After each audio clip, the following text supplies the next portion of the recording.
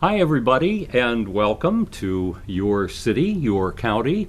And today we're very pleased to have with us the nursing home administrator, that's her official position, of the Algoma Medical Center and Long-Term Care Facility. And that's a long title, but I've known Jean Marsh for many years. Jean, welcome to the show. Hi, Bob. Glad to be here. It's so nice to have you with us today. We appreciate it very much. Thank you. How long have you been, excuse me, how long have you been working at the facility here? I've been at Algoma Long-Term Care now for almost 3 years. Before that, I worked in long-term care at the nursing home in Sturgeon Bay, and I also owned my own assisted living facilities for 16 years. So you've been in the business for quite some time. I have. My grandfather used to own the nursing home in Sturgeon Bay, and that was kind of where I got my foot in the door. 14 years old, I was working as a nursing assistant way back then. And that was the Dorchester. That's right, yes. Grandpa was part owner at the time. Oh, okay. And he was there. He put up a new construction in 1972 and sold the nursing home in 79. Okay. And it was bought by a large corporation. And after a few years, I finally decided I want to go out on my own. So my mother and I partnered up, and we opened and operated 3 new assisted living facilities in Sturgeon Bay. Okay. And what was your grandfather's name? Some people might still recognize them. My grandpa was John Pennings. Oh, okay. Very good. How many people do you have at the facility here in Algoma? Our facility is licensed for 42 persons, and so most of the rooms are semi-private. We do have 2 private rooms. The residents that come to us normally come through referrals from the hospital. We also do have people who will walk in, will provide a tour. Maybe they're thinking it's just getting to be too much to handle at home, or they have some urgent medical needs, and so they'll come in and talk to us, and we'll set up the admission. But for the most part, the nursing home receives faxes from the hospitals that send us information about the person's clinical condition, and we review that and make sure that we can meet their needs. And once that has cleared through the team, then we have to receive insurance approval, because almost all of our admissions come in through either Medicare Part A or through an Advantage plan. And we have to have prior authorization for anybody on an Advantage plan. So once that happens, then we bring them in and start an assessment process. For the first 3 days, our residents go through 26 different assessments. Oh, wow. From head to toe. That's enough to tire them out, I bet, and you guys too. Yes. The nurses on all 3 shifts for 3 days straight have specific assignments that they evaluate different body systems so that we can develop a care plan that meets all of their needs. Therapy is in right away on day number 1. Does an evaluation, and then sets up their treatment plan, and then our residents start receiving their therapy right away. Now, you say that there's 42 people there, or you have the possibility of having 42. I know that I have the question, excuse me, that there are facilities which are assisted living, and there are facilities which are nursing homes. Which is yours, or is it kind of a combination of the two? Our facility is licensed as a skilled nursing facility. That means that people have to meet a certain level of care to come and stay with us. It means that they need 24-hour supervision by a nurse. And we have our staff, of course, available 24 hours a day to assist with all of their needs. Do you work with Alzheimer's patients as well? Yes, we do. In fact, our nursing assistants have some special classes that we do, teaching them how to, sometimes a person with dementia may be awake all night and sleep during the day. Or they might become very combative, or they might need just some help with understanding what we call reality orientation. So we teach our nursing assistants how to help those residents and help them to still maintain that high level of self-esteem, because these are somebody's grandma, somebody's grandpa. Yes, And yes. one of the things I see with our staff in particular is how devoted they are to our residents. You know, when someone passes away, there are tears. A lot of our staff feel very bad that we've lost someone. But, you know, we understand that that is part of our role in Sure. this world, so. You bet. And I imagine that you have to help families a great deal work through these problems as well, these near-death situations. Yes, I think we have a social worker who works very closely with our residents' families, and also just being there to listen sometimes. Family members might have questions and we can answer those, but I think a lot of times they just need some support. They need someone to say, it's okay. We've gone through this and we understand. Yeah, it's a hard time. It is. It's very difficult. difficult. That's got to be one of the hardest decisions to make, is placing someone in a nursing home. I would imagine that it's very difficult also, in some cases. Some people, I'm sure, are ready to go into a nursing home and they're saying, oh, this is fine, this is where I need to be. But I'm sure that you find some people that it's very foreign to them and they're not ready for that. I would agree with you there. Okay. I think the people who make a choice to come adjust a little easier than people who are forced to come. For the majority of our residents, though, we do a lot of short-term rehab, and we send home roughly 64% of our admissions go back home. So for a lot of those people coming in, we're able to say, hey, we've just got to work together. We can get you back on your feet, and we can get you back home. And I think with that thought and that goal, they work a little harder, and they do manage to get back home. Yeah, gives you a good incentive. Right. What type of rehab do you offer, and how many people? Tell us a little bit about the rehab. Our facility works with Door County Medical Center, and they have a rehab team that is situated in our building. The medical center also provides outpatient services as well as to our residents.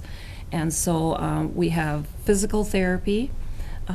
They work with the residents on getting them to regain some of their strength and their balance and their endurance. We have occupational therapy. They will work with a resident to help them regain some of the skills. It might be just washing or grooming, maybe it's dressing, or just adapting what they can do now versus what they were able to do. We also have a speech therapist who comes in. She evaluates a number of our residents for swallowing problems, and we adjust our diets for those residents. We use a dysphagia diet so that residents who have trouble swallowing, one of the biggest risks that we see with residents, for example, with dementia, is the risk of aspirating.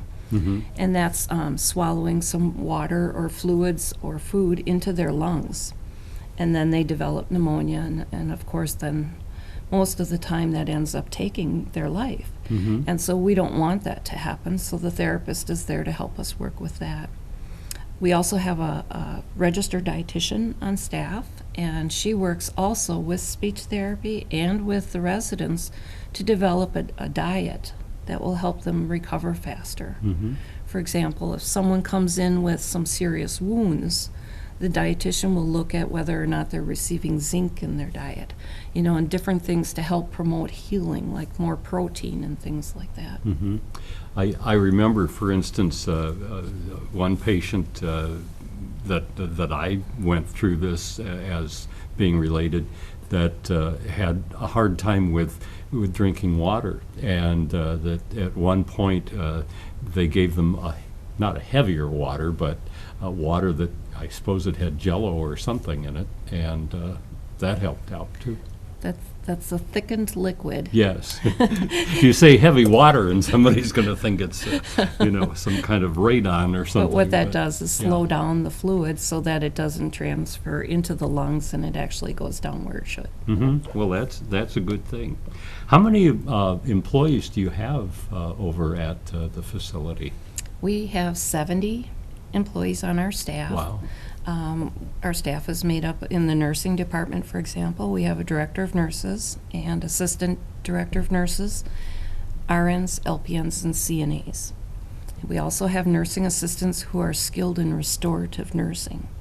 So they help with residents to keep, if, say, for example, someone has plateaued in therapy, then they will transfer to restorative nursing so that they can continue to keep maintaining those skills. We have a dietary department, housekeeping and laundry, maintenance, business office, activities, social services. So it's almost like a small village within the building. Yeah, I would imagine. And you, from what you've said, with 42 individuals staying there and a staff of 70, I mean, that's getting close to 2 to 1. It is. Can't beat that. No. Those are pretty good odds. You were telling me before we started this production that you have an end-of-life room. What does that consist of? Well, what we want to do when someone is at the end of their life, if they've been given a terminal diagnosis, maybe they are on hospice services, and we wanted a special room that they could stay in that could help the family to be able to spend more time with that person as their life ends. So, for example, we put in instead of a regular bed, we have what we call a bariatric bed, and that's a wider bed.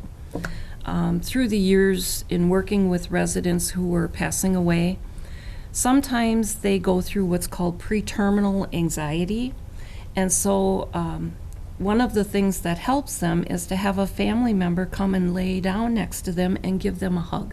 And just to have that close contact with the family, they feel that, and that helps to calm them. So we wanted a wider bed that would accommodate that. The sofa that's in there is folds out so the family can stay the night. We've got a microwave and toaster and different things to make it easy that family can either bring in their own food or, bring in something that maybe this resident might like ice cream or something. So we have the refrigerator and the freezer there. It's just to make it a little bit more home-like, but to also give that family an opportunity to have a place that they can settle down in as well. Sure, and they can kind of call it their obviously temporary home, but their home as well. Right. So last year we had 31 people pass away, and we just developed this room in the past year, so now we're starting to see it used more often. And the feedback that we're getting so far is that it's been very, very helpful. So we have an auxiliary that works with us, the Friends of Algoma, and they helped us to purchase quite a bit of the equipment that we need. They do a lot of different fundraisers, and with those funds that are donated or raised, they help us to buy the different equipment that we need. Okay. Who exactly are the Friends of Algoma? And what do they consist? This is a group of ladies right now that several of them are actually on our board of directors. Others are volunteers who just have an interest in helping our nursing home. One of them is what you call a hospice doula, where she works with people who are dying.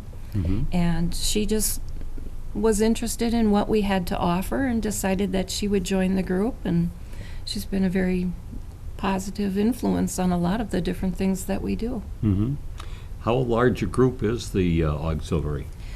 I believe there are 8 members in the group. Okay, that's great. And you were telling me earlier that around Christmas time they will wrap presents and give gifts to perhaps some of the people who don't have family around. I think what I am so impressed about with our small nursing home is how much the community gives to our residents, and just in so many different ways. It's, for example, the church contacted us and found out residents who did not receive Christmas gifts, and arranged to make sure that everybody had something on Christmas. The different volunteers who come in, all the carolers. We had so much entertainment this past December, and it was beautiful. The residents just enjoy it so much. Do you get many people from the community who will just say, I'd just like to come and visit, and I'd like to see somebody who maybe doesn't have a friend right now? We actually do get a lot of those type of visitors, and we have volunteers, for example, who bring their dog in and have their dog come around and visit residents, because they love their animals, but they can't have them now. So this is one way that they can enjoy pets. That would be my favorite part. Absolutely. There's Yes. nothing like a good, well, in my case, a dog. But I'm sure that people love cats and Right. and birds and everything else. But it's so nice that that you'd have a dog come for a visit from time to time. We're very blessed to have volunteers who do that for us. That sounds great. Now, you also mentioned you have a transitional care room, and that's going to be different, obviously, than the end-of-life room. How does that work out? Well, this is our goal for 2020, is to put together what we call a transition of care room. And basically, people who come in, the majority, come in for rehab. And at the end of their rehab, do we just say, okay, you met your goals, go home? Well, for some people, that might not work. They might need a little bit of extra practice, getting back into what they used to do at home. For example, making their bed. While they're here in the nursing home, the nursing assistants are doing everything for them. They're walking them to the bathroom. They're helping them with their clothing, putting clothing back on or up or whatever. And what we want to do is to give this person enough practice doing it on their own with us standing by. So, for example, their medications, they will need to come to us and say, it's time for my medication now. Instead of us reminding them, they take a little bit more responsibility so that when they transition to home, it's a successful transition. So as far as drugs go, medications and so on, you control that and then dispense that? Or if, in this case of transition, somebody asks you for that, but you control the medications that people get? We complete an assessment when a person comes into the nursing home to see if they're able to manage their own medications. The majority of the residents come in on quite a heavy medication schedule, and they often prefer that the nursing staff manage their medications. So our nurses come around several times during each of their shifts to bring the medications that the residents need, to watch for side effects, things that could happen with the medication. Maybe they're watching how the person swallows the medication if they're having trouble getting an order to get it crushed. So there's different aspects of medication pass that the nurses really monitor very closely. You mentioned the transitional care room with the learning how to make the beds. That takes me back to the Air Force. And they taught me real well how to make my bed. And if it wasn't made right, I was in serious trouble and I'd be working KP duty. Well, I don't think we're that I fussy. hope you don't do that. No. How long do people normally stay if they're at the facility? And I'm sure that there's no average length. I mean, I suppose you could figure it out, but people there for a short time, long time? What's the average, would you guess? Well, right now, I actually, amazingly, just looked at that statistic yesterday, and our average length of stay is 296 days. Okay. But that takes into account a number of residents who have exhausted their Medicare benefits and now need long-term care. We have a lady who's been with us for many, many, many years. And so that skewers that number a bit. Sure. But for the majority, when a person comes in through Medicare Part A, the maximum amount of coverage on Medicare is 100 days. So you would just see someone, if they were someone who really needed a lot of rehab and therapy services, they might stay 3 months. People coming in under the managed care programs, generally what we see there is that the insurance companies will take a diagnosis and decide, okay, we'll give you 15 days. And so then the resident only has 2 weeks to maximize all of the therapy, and oftentimes at that point then the managed care plans issue a denial. The resident has a right to appeal, and once they appeal that denial from the insurance company, it goes to a company that's been hired by the federal government to be like an intermediary, to review the denial and make sure that it's correct. And that company then will either uphold the denial or say, okay, let's give them a couple more days of therapy or whatever. And then they'll continue on therapy for maybe a week or so more. But for the most part, we find that our managed care, which is Medicare Part C, that they have much shorter stays than any of our other residents. And primarily it's because of the coverage requirements for their plan. Yeah. Now, you'd mentioned that there was like one individual that's been there for a long time. And in cases like that, and I'm not referring to her specifically, but in a case like that, is there aid of some kind that can help support someone who might find themselves in a situation like that? Yes, there are several different ways to go about it. The main one is through the Wisconsin Medicaid program.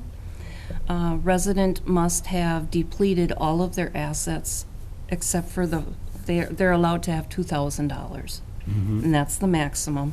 And then Medicaid will cover their care. So every month when they get their Social Security check, they're allowed to keep $45 a month for personal spending, and then the rest goes to offset the cost of care, and then the state picks up the rest. But there are a lot of limits on Medicaid coverage. For example, if somebody needed dentures, they can only get new dentures within a certain time frame. You know, and the state is very restrictive about what they cover and when they'll cover it. Another option is through what we call the managed care organizations. And there are several of those in our community right now that will help people who live in the community, in assisted living, or in nursing home, and they cover that as well. Okay. Would that be a public public company or organization, or is that a private firm, or? They are, I'm not really sure. Okay. They're contracted with the state. Okay. Nursing homes have to be credentialed before they will allow people covered by their plan to come into the nursing home. They normally have a social worker and an RN case manager, and they meet with us to look at the care needs of that resident. So there's quite a few people overlooking everybody's shoulder and trying to help coordinate this health care. Yes. In addition, we have a medical director, Dr. Beth Lux. She's from Door County Medical Center, and she sees her patients every month. She comes to the nursing home for several days and sees every one of her patients on a monthly basis. We have another physician who comes from Bellin Health, and he will see his new admissions on a monthly basis. Okay. Now, the Algoma Medical Center and Long-Term Care is owned by the city of Algoma. Is that typical? Are there other communities that do the same thing, or is that kind of one of a kind? Well, we're in the minority. Uh-huh. There are more county-owned nursing homes than city-owned nursing homes. But for the most part, most facilities are privately owned and operated. Now, if someone is not going to be admitted to the facility, but let's say that they have a health problem and they need some kind of rehab. Do you work with those people, or would they be going up to, say, Sturgeon Bay to the Door County Medical Center? Actually, they would, their physician would refer them to the Door County Medical Center therapy team right in our building. Oh, okay. And they can come in for outpatient services. So you probably deal with probably more than 42 people. Well, we don't have a lot to do with the evaluation and assessment of those folks. They are all evaluated by the therapist. But yeah, we do see a lot of different people coming in. And I must tell you that I have also heard complimentary things said about your food. Oh. That people really like your food. And so I think you must be doing pretty well there. It's all home cooked, I'll tell you that. Okay. So I think we've pretty much covered it, actually, Jean. You have done a fine job. I thank you. Thank you. And let me ask you one more question. What do you see for the future? Do you think it'll be going kind of as it is, or do you see expansion or changes coming? For our nursing home, I hope that we continue to be a city-owned nursing home. Once in a while, there have been rumbles that maybe the city might not want to do this any longer.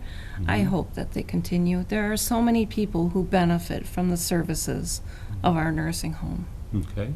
And if somebody's interested in, they maybe need the help, who would they contact? And where is the nursing home, or where is the Algoma Medical Center and Long-Term Care Facility, so people will know? Algoma Medical Center is located on 1510 Fremont Street, and you can contact Julie Kekuk. She is our social worker. Our phone number is 920-487-5511. You want to repeat that one more time, both of them? Her name and your Okay. phone number? Julie Kekuk is our social worker, and our number is 920-487-5511. Okay, and that was the former Algoma Hospital. It was, yes. Okay, very good. So it's lived many lives. Yes, it Which has. is good. That's going to do it for our show today, and we want to thank you so much for joining us. This has been very interesting as far as I'm concerned, and I hope you as well, Jean.